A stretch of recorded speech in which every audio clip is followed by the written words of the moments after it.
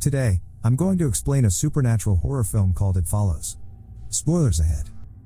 In a peaceful neighborhood, Annie storms out of her home as if running for her life. The sound of the door opening causes her to stop in the middle of the road. She slowly backs away while her eyes trail at something. Annie lies to her neighbor and her father, saying that she's okay. Finally, she circles back to her home with her father following inside. But she frantically exits again, now with her car keys in hand, and drives away. Even as she's driving, she keeps looking over her shoulder, panic in her eyes and ignoring her ringing phone. That evening, Annie parks her car by the beach. Shaken and crying, she finally answers her phone. With her eyes focused on the space around her car, she apologizes to her father and tells him that she loves him. Annie is tired of running and waits for what lies ahead. Annie is found at the beach in the morning, dead with her leg morbidly bent and broken. In another part of the suburbs, Jay relaxes in the pool. Her sister, Kelly, invites her to watch a movie with her friends, but Jay refuses. She has a date later that day. After Kelly leaves, Jay smiles and calls out the boys next door who are watching her swim. Inside their home, Kelly is watching a movie with her friends, Paul and Yara, while their mom is at the dining table. Jay heads up to her room, quietly preparing for her date. At the movie theater, Jay teaches Hugh, her date, a game that she and her sister play. Hugh chooses a person in the theater he wants to trade places with, and Jay has to guess who he chose. When it's Hugh's turn to guess, he points to a girl in a yellow dress. But Jay doesn't see her. Dread fills Hugh. He immediately urges Jay to leave the theater with him. He claims that he didn't feel comfortable being there. They continue the date with dinner, and everything seemed to be going well despite what happened in the theater. The next day, Jay walks with her sister. They talk about Hugh. Jay is giddy about him but is still concerned about his behavior in the theater. Even though she accepted his story that he wasn't feeling well, Jay is still suspicious that he was hiding something. Before reaching their house, Kelly waves to their neighbor, Greg. During their next date, Hugh takes Jay out to a secluded area. The two spend a passionate night in his car for the first time. Afterwards, Jay reminisces about her views on love until Hugh chloroforms her. Jay tries to fight him back, but Hugh overpowers her and she passes out. Jay wakes up tied to a wheelchair in an abandoned building. Hugh apologizes and assures her that he won't hurt her, that he only needed time to explain things to her. An entity will start to follow her, and it will kill her if it catches her. It used to follow him, and now he passed it on to her. It can look like anyone, even someone that she knows. The dazed Jay starts screaming for help, still in disbelief of what he said, until Hugh reels her to the edge of the building to show that it was coming. Jay sees a strange woman slowly walking towards the building. Hugh instructs her that she has to sleep with someone else to pass it along and that if it kills her, it will come after him next. Confused and afraid, Jay cries as Hugh takes her back in his car and drives away. Kelly and her friends play cards back at their house when they witness Hugh dropping off Jay in the middle of the road. The three rush to her aid and calls the cops, who interrogate the distraught Jay about what happened.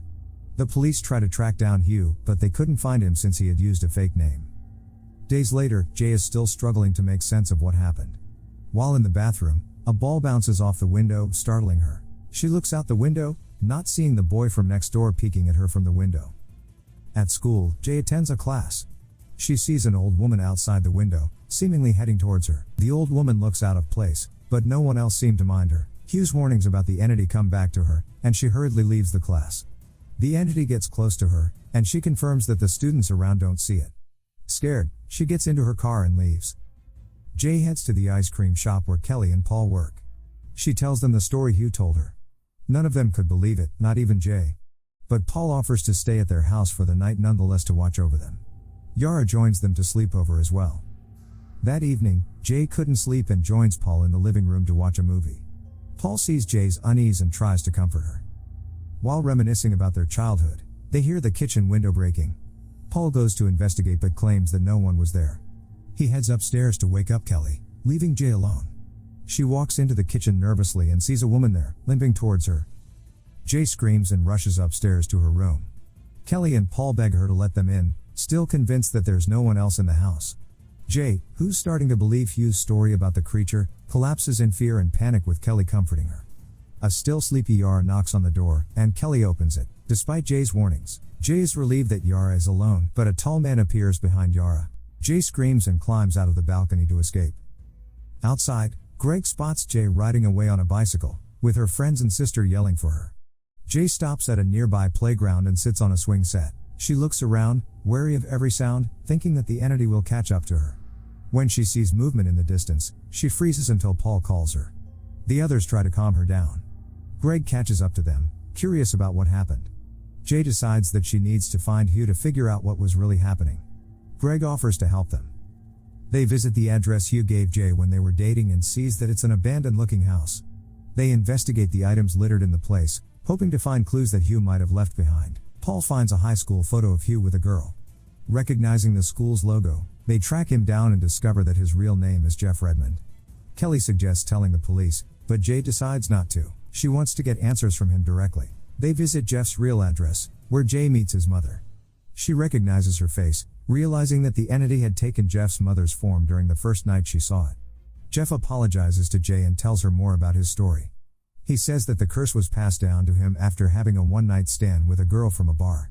Jeff insists that it's real and Jay should pass it to someone else, but her friends are still skeptical about it, thinking it's just a trick. Greg invites them to his family's lake house to get away. While Jay sleeps, Paul watches over her, considering Jeff's suggestion of Jay passing the curse. The following day, Greg teaches Jay how to use a revolver to protect herself. While hanging out by the shore with Paul, Kelly, and Yara, the entity takes in Yara's form and attacks Jay. Paul grabs a lounge chair and hits it despite not being able to see the entity. It releases Jay but shoves Paul back. They run into the shed, where Jay grabs the revolver and starts shooting the entity.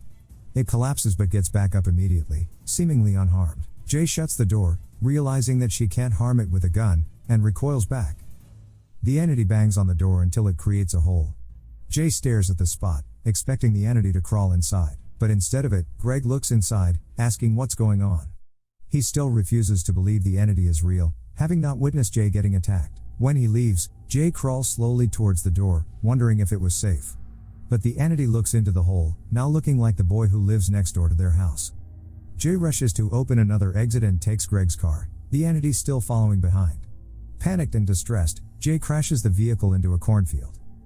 She wakes up in the hospital with a broken arm and her friends asleep at her side. Jay looks out to the open door, listening to the sound of footsteps with a shaky breath. She waits for the entity to walk in, but instead, a doctor walks past her room. Relieved, she turns to Greg. Tired of her situation, Jay finally decides to do as Jeff suggested, passing down the curse to someone. Greg and Jay have intercourse that evening in the hospital. Days later, Greg goes about his life normally without seeing the entity. Despite this, Jay still confines herself in her room, scared. She watches Greg's house one night from her window vigilantly, in case it comes back. She spots a person walking to Greg's house. It breaks the window as Jay starts calling Greg. He doesn't answer the phone, and the entity has entered the house. Jay runs to Greg's house to warn him, but the creature is already in his bedroom, banging on his door while looking like his mother. Jay watches the entity attack Greg. She's too late. Knowing that she's next, she drives away in grief and fear of what she just witnessed. She stops near the beach and falls asleep. In the morning, she spots 3 men on a boat. She begins to undress and swims into the water to meet with the men. Back in her home, Paul visits Jay and offers to let her pass the curse to him, but she refuses. Paul confesses that he likes her and questions why she chose to pass it on to Greg. Jay thought he'd be okay because he wasn't scared. She regrets having done so. Looking around her room, Paul gets an idea on how to stop the entity. As they drive away from her house, Jay spots the entity, looking like her grandfather, on the roof. The entity has killed the men she was with at the boat and is now back to hunting her. Jay, Paul, Kelly and Yara go to a closed pool to prepare to face the entity. They set up electrical items around the pool while Jay goes in the water, waiting for it to arrive. A thunderstorm rages outside while they wait. Jay finally spots the entity entering. Hearing the fear in her voice, Kelly asks her what it looked like, but Jay refuses to tell her. Jay freaks out, wanting to get out of the pool. But Paul encourages her to stay until the entity goes in the water with her. The entity starts throwing the electrical items at her. Jay points at the entity to help her friends attack it as it continues to hurl items at her, causing her to sink in the water. She resurfaces and looks at the entity, who now wears the face of her deceased father. Paul grabs a gun, relying on Jay's directions to shoot at it. With the entity invisible to him, he gets too close, nearly getting caught by it. He takes a shot, but accidentally hits Yara's leg. It continues throwing things at Jay, hitting her on the arm. Kelly grabs a blanket and throws it over the entity to help Paul. When she finally cloaks the entity, Paul shoots the entity on the head before it collapses into the water. Jay hurriedly swims to the side, but the entity grabs her by the leg, pulling her down.